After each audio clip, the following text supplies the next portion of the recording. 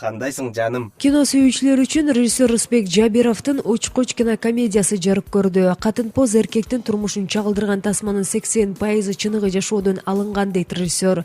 Рысбек Жабировдун айтымында фильм акыркы учурда кыргыз кыздарын ур-токмокко алган патриот жигиттерге каршы маанини чагылдырат. Бирөөнүн аялы бирөөсүгө кыз көрүнбөш керек, кара каш кара көзгөн өлүп кетпешибиз керек.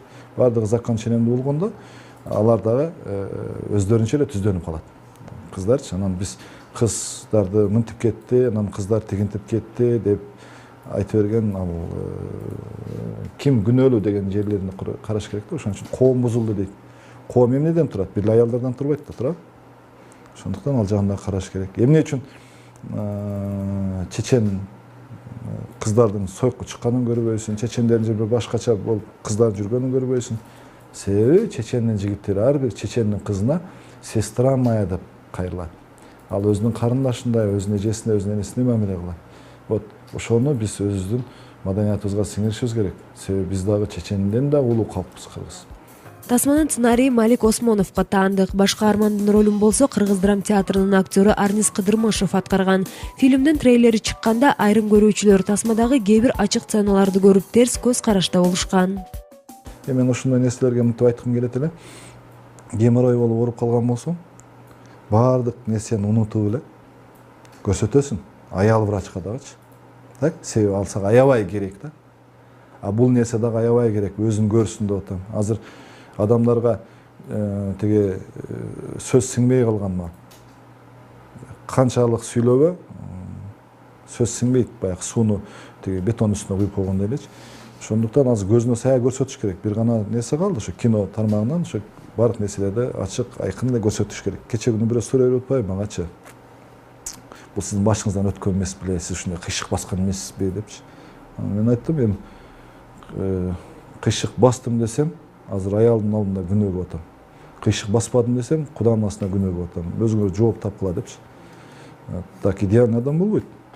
Бирок аша чаап бараткан нерсени көрсөтүш керек да. Баш каармандын ролундагы Арнис Кыдырмышевка Рысбек Жабиров профессионал актер керек болгондуктан өзү кайрылган. Арнис мырза болсо берилген ишеничти актаганга аракет кылганын айтат. Каарман тууралуу башында укканда деле андан кийин эле сценарий ушу тартылып бүткүчө деле мындай бир мындай азыр жашоодогу мындай жеңил ойлуураак ушундай бала экенде атайын ушундай образ неме кылыптыр. Рысбек байке мындай түзүптүр да, өзү жазып ушундайларды депчи. Анан негизи жашоомдо мен деле андай деле эмесмин.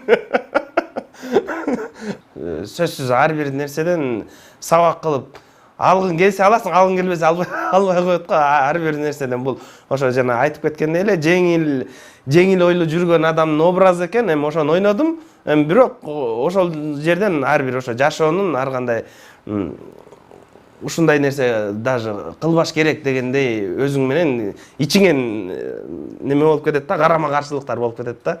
Сөзсүз ал кийинки уже сабак болуп калат өзүмдүн жашоомо. Бул жашоодо деле болуп аткан нерсе негизичи. Жок деп туруп ушу реальный жашоодон жөн эле секирип деле кээде адамдар неме кылып кетебиз го. Мындай эмес да деп. Просто жаныбыздагы нерсени көргүбүз келбей кетет. Кээ бирде мисалы азыр эми ошо 16+ деп коюп атпайбы? Ошону менен балким ошо мындай 16дан өткөндөр барып көрүп, балким алар деле сабак алып калат болуш керек деген ойдомун да.